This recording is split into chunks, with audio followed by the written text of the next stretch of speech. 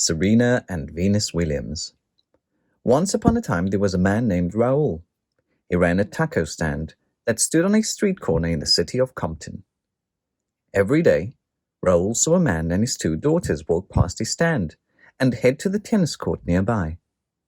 The man's name was Richard Williams, and his daughters were Venus and Serena.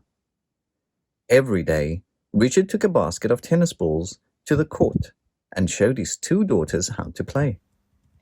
Serena was just 4 years old at the time. She was so small that when she sat on the bench, her feet didn't touch the ground. She was often the youngest player in the tournaments her father entered in, but that didn't stop her from winning. In Compton, there were gangs who would sometimes cause trouble, but when they saw Venus and Serena playing tennis, they were inspired by their passion and determination.